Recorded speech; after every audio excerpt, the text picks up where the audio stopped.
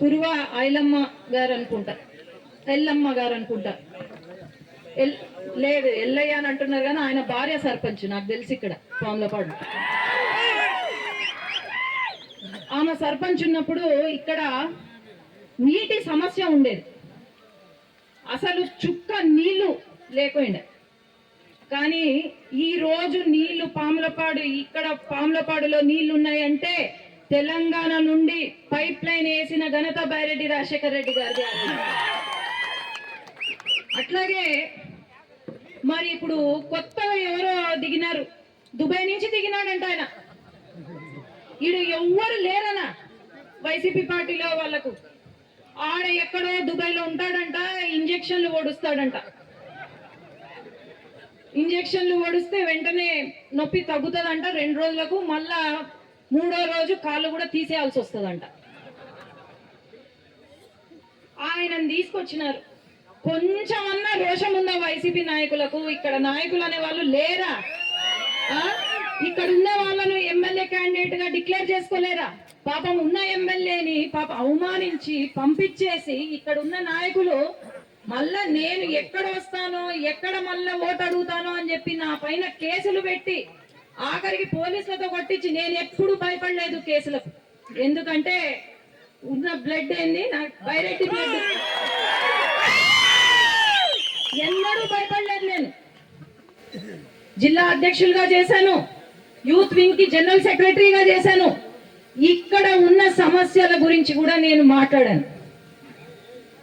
ఈరోజు యువత పాపం ఆయన మాట్లాడుతున్నాడు, నిరుద్యోగ సమస్య ఉంది. ఇక్కడ చాలా మంది నాకు తెలిసి 50% యువతనే ఉన్నారు. ఏమన్నారు అన్నాడు జగన్మోహన్ రెడ్డి గారు? వెంటనే ప్రతి సంవత్సరం జాబ్ క్యాలెండర్ వదులుతాను, 4 లక్షల జాబులు ఇస్తానని చెప్పి ఈ 5 సంవత్సరాల్లో ఎన్ని జాబులు ఇచ్చారో తెలుసా మీకు? 6,000 జాబులు. 6,000 జాబులు ఒక్కసారి వదిలి జాబ్ క్యాలెండర్. ఇంకా మిగతా అంతా లక్షలు వాలంటీర్ జాబులని చూపిస్తున్నారు. 5,000 రూపాయలు ఇచ్చి వాలంటీర్ జాబులు ఇచ్చి, నాకు తెలిసి పాపం ఆయన అన్నాడు ఇప్పుడు 30 సంవత్సరాలు నాది, మళ్ళా మనకి ఛాన్స్ పోతే 35 సంవత్సరాలు వస్తాయి. ఆ ఛాన్స్ పోయిందంటే పెన్షన్ తీసుకునే టైం కూడా వస్తుంది వీళ్ళకి. కాబట్టి ప్రతి ఒక్కరు కూడా ఆలోచన చేయండి, ముఖ్యంగా యువత. ఈరోజు గోల్డ్ మెడలిస్టు ఇంజనీర్లు MBAలు చదివిన వాళ్ళు గోల్డ్ మెడలిస్టులు పోయి మాకు ఉద్యోగాలు ఇవ్వండి అయ్యా అంటే మరుసటి రోజు కొత్త లిక్కర్ బ్రాండ్ గోల్డ్ మెడల్ అని లిక్కర్ బ్రాండ్ వదులుతారు. మెగా DSC అని అడిగితే మెగా DSC అని ఒక లిక్కర్ బాటిల్ పైన ఒక స్టిక్కర్ పెట్టి మెగా DSC అని వదులుతాడు. ఏమన్నంటే ఆయనకు మూడు బాగుందంటే బూమ్ బూమ్ బీర్ అంటాడు.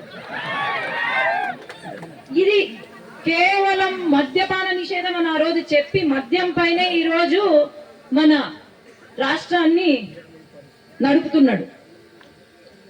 రైతులు ఇక్కడ నీటి సమస్య లేకపోవచ్చు కానీ పక్కన ఊర్లలో అయితే నీటి సమస్య, తాగునీరు గాని సాగునీరు గాని ఒక్క ప్రాజెక్టు సరిగ్గా లేదు, పూర్తి చేయలేదు. కరెంటు బిల్లు కూడా కట్టడం లేదు, రిపేర్లు చేయడం లేదు.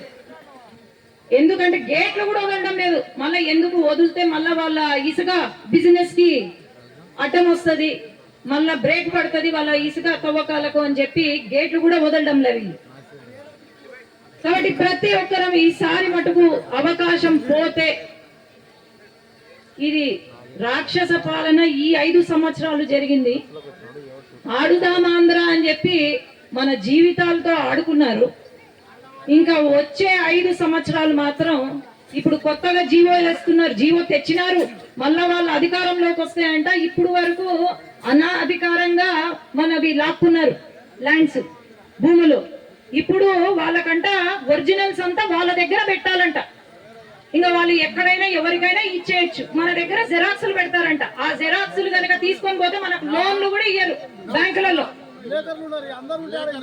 మరి ఇటువంటి వాళ్ళు కావాలా? లేకపోతే తెలుగుదేశం పార్టీ ఎన్నో మంచి కార్యక్రమాలు, ఈ రోజు మనకు నీళ్లు వస్తున్నాయి అన్న తెలుగుదేశం పార్టీ హయాంలోనే.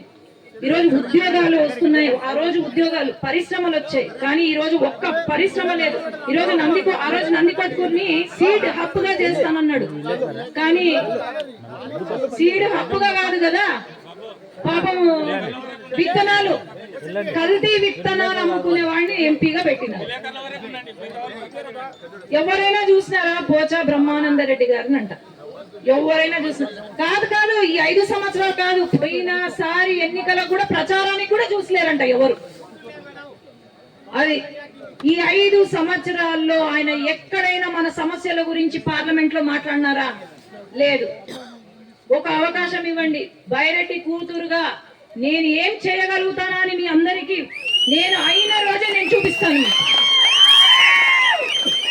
కాబట్టి ప్రతి ఒక్కరము అందరూ కూడా సైకిల్ గుర్తుకి ఓటు వేసి 2 ఓట్లు సైకిల్ గుర్తుకు వేసి భారీ మెజారిటీ రాష్ట్రంలోనే ఎక్కడ అందరు అంటున్నారు ఇక్కడ వైసీపీ చాలా స్ట్రాంగ్ అంట. ఈ ఆడ స్ట్రాంగ్ వైసీపీ పాపం ఎక్కడో ఇప్పుడు మన పనులు చేయించుకోవాలంటే ఫ్లైట్లు పెట్టుకొని దుబాయ్కి పోవాలా ఆయన గనక గెలిస్తే. ఆయన ఎప్పుడో మళ్ళా 6 నెలలకు ఒకసారి వస్తాడు, మీ పనులు చేస్తాడు. 6 నెలలకు కూడా కాదులే, మళ్ళీ 5 సంవత్సరాలకు వస్తాడు, పనులు చేస్తాడు. చెయ్యను కూడా చేయడు అప్పుడు. కాబట్టి అందరూ కూడా ఆలోచన చేయండి. ఈ సైకిల్ గుర్తుకి ఓటే కాదు, ఓటు వేయడం కూడా చాలా ఇంపార్టెంట్ ఈసారి. కాబట్టి సైకిల్ గుర్తుకి ఓటేసి గెలిపించండి. మళ్ళీ నందికొట్కూరు నాన్న ఎలాగైతే చేశారో అదే విధంగా నందికొట్కూరు కూడా మళ్ళీ అదే విధంగా నేను చేయాలని కోరుకుంటున్నాను. ధన్యవాదాలు. ఎవరికైనా మేలు జరిగిందా? రైతులకు మేలు జరిగిందా? యువతకు మేలు జరిగిందా? మహిళలకు మేలు జరిగిందా? ఎవరికి మేలు జరిగిందయ్యా అంటే పాపం వైసీపీ నాయకులకు తప్ప ఇంకెవ్వరికి. ఆయన అంటాడు జగన్మోహన్ రెడ్డి గారు, నిన్న మా ఎమ్మెల్యేలంతా పేదవాళ్ళు, ఎంపీలంతా పేదవాళ్ళు, నేను కూడా పేదవాడిని అని అంటాడు. మరి జగన్మోహన్ రెడ్డి గారు పేదవాడంటే ఇంకా మనం అంతా ఏమనుకోవాలా?